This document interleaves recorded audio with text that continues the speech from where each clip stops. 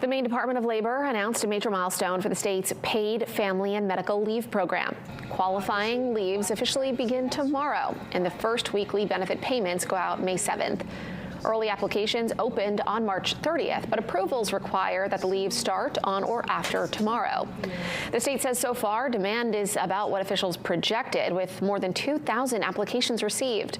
The program offers up to 12 weeks of benefits for major life events. These include medical leave, parental bonding, caring for a seriously ill loved one, military family needs, and safe leave for victims of abuse, violence, or sexual assault.